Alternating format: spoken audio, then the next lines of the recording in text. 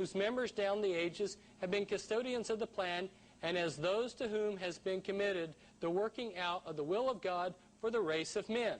They assist at the unfolding of the consciousness of the candidate until the time comes when he can enter into light and in his turn become a light bearer, one of the Illuminati who can assist the lodge on high in bringing humanity to light. So he's telling us here that if you are selected as a Freemason, you may be able to go on and be one of the Illuminati. Here are a few of our presidents who were Freemasons in their Masonic garb. George Washington, Andrew Johnson, and you see William McKinley there, and William Taft and Theodore Roosevelt, and FDR, and Truman, and Ronald Reagan. And here's Alice Bailey again in her externalization of the hierarchy.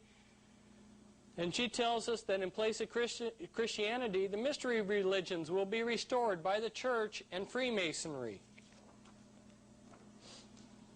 And Manly P. Hall tells us, the genuine esoteric associations always required that disciples prepare themselves for careers of practical service. The student was expected to attain a state of unusual skill or proficiency in some branch of learning.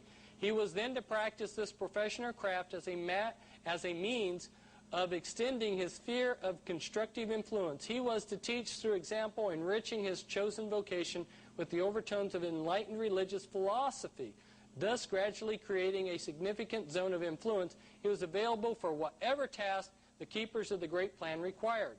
So if you're a member of a group like Freemasonry, they want you to work towards this goal of one world government and the New Age that they call the Great Plan.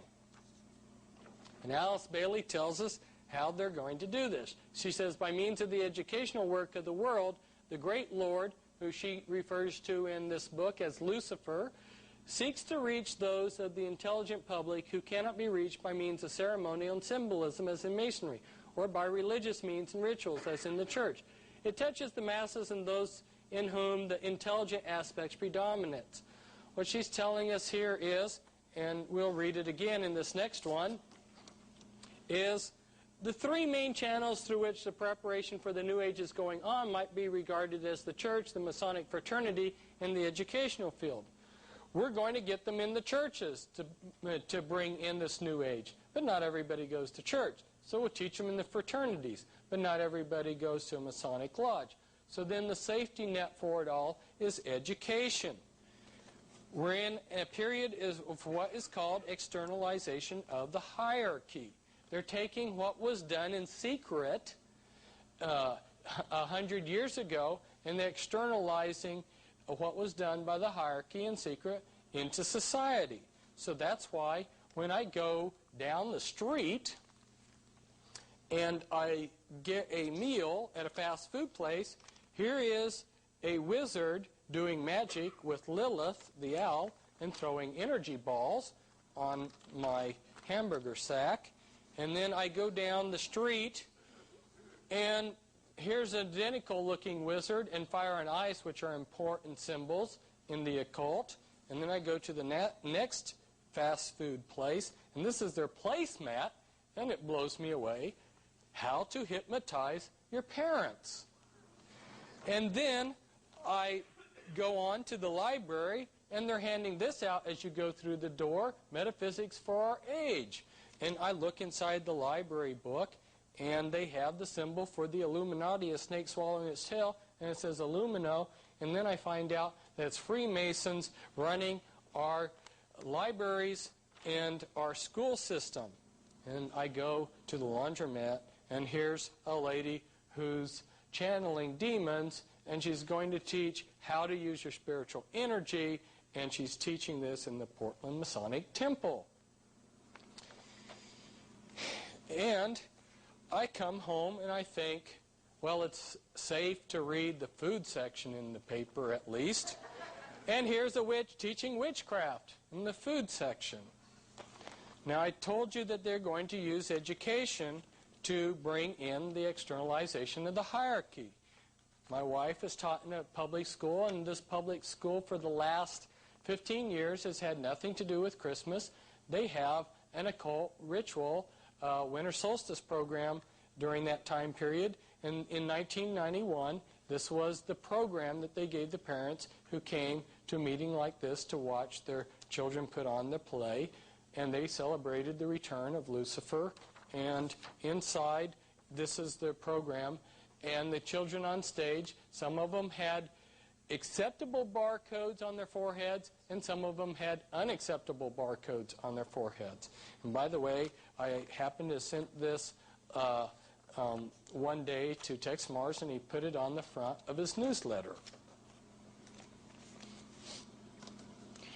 Now, getting back to Alice Bailey, she says, the Masonic movement will meet the need of those who can and should wield power as the custodian of the law, as the home of the mysteries, and the seat of initiation. It holds in its symbolism the ritual of deity, and the way of salvation is pictorially preserved in its work. The methods of deity are demonstrated in its temples, and under the all-seeing eye, the work can go forward. It is a far more occult organization than can be realized, and is intended to be the training school for the coming advanced occultists. In its ceremonials lies hid the welding of the forces connected with the growth and life of the kingdoms of nature and the unfoldment of the divine aspects of man.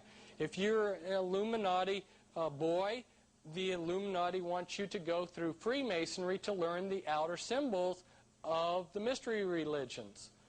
But the real hardcore rituals of the mystery religions are reserved for Illuminati rituals, or some of the higher rites of Freemasonry.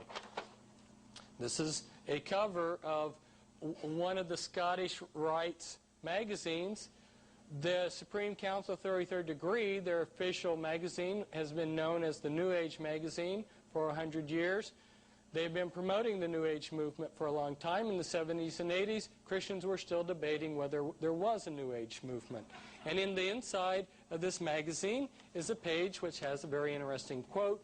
As stated before, God's plan in America is a non-sectarian plan. Our Constitution is non-sectarian. Our great American public schools, God's chosen schools, are non-sectarian. The great spirit behind the great nation is non-sectarian. Our great American public schools have never taken away from any child the freedom of will, freedom of spirit, or freedom of mind. That is the divine reason that great God, our King, has chosen the great American public schools to pave the way for the new race, the new religion, and the new civilization that is taking place in America.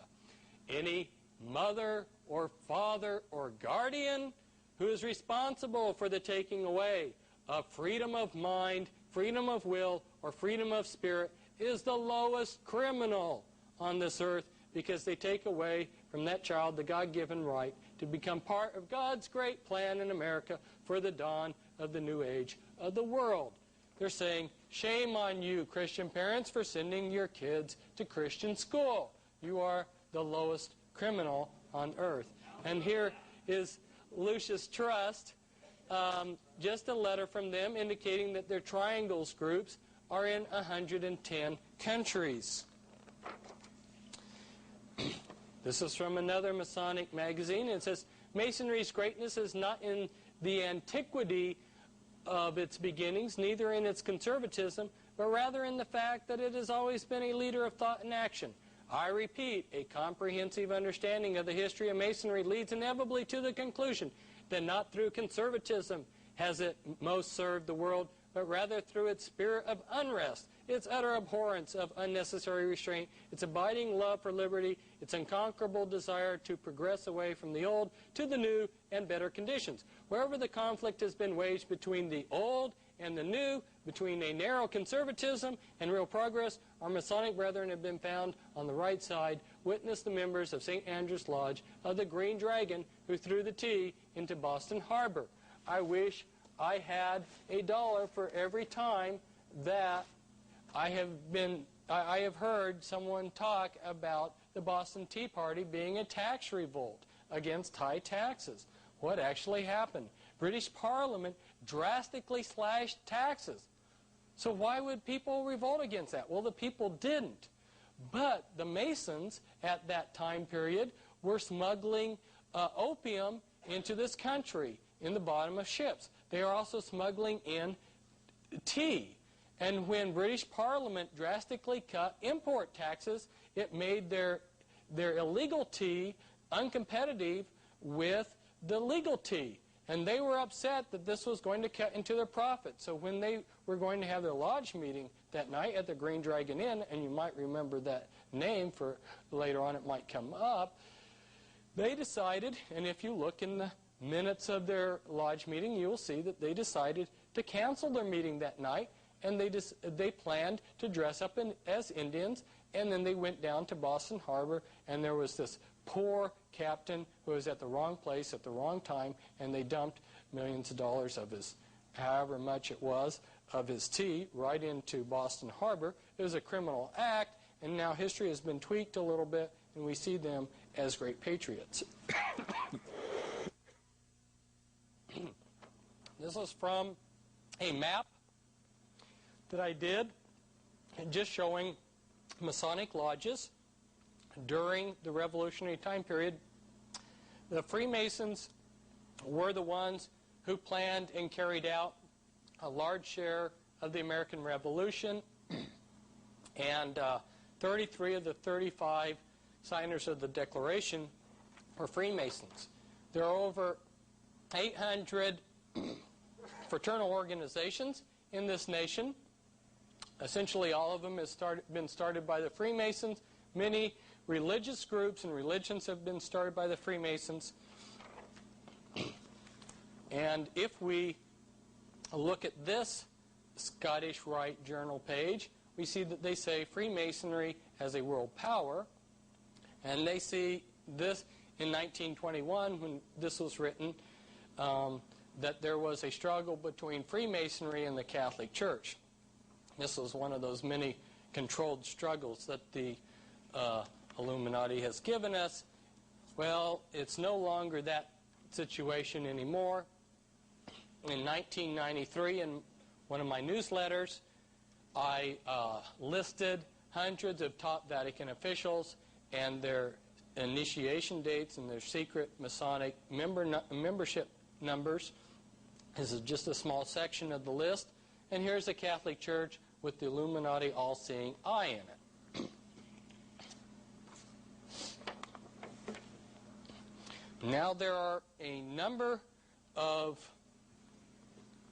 top 13 families. You've got Astor, Bundy, Collins, DuPont, Freeman, Kennedy, Lee, Onassis. Now Reynolds is not one of the top 13, but it's close up there. Rockefeller, Rothschild, Russell, and then you've got your 13th Illuminati bloodline, which is the Merovingian bloodline, which believe that they are descendants of Christ and descendants of Lucifer and the House of David. And you've got the Van Dyne family. So these are your top Illuminati families.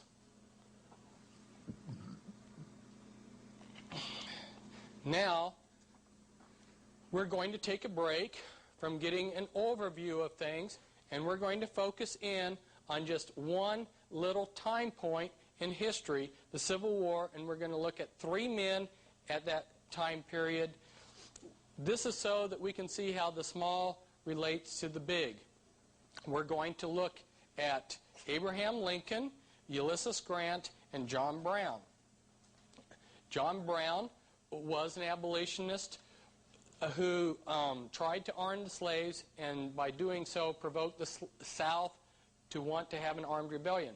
Abraham Lincoln ran on an anti-slavery platform, and his election provoked the South to secede, and Ulysses S. Grant was Lincoln's best general and the greatest Civil War hero. Now, the Illuminati wanted to create an American Civil War.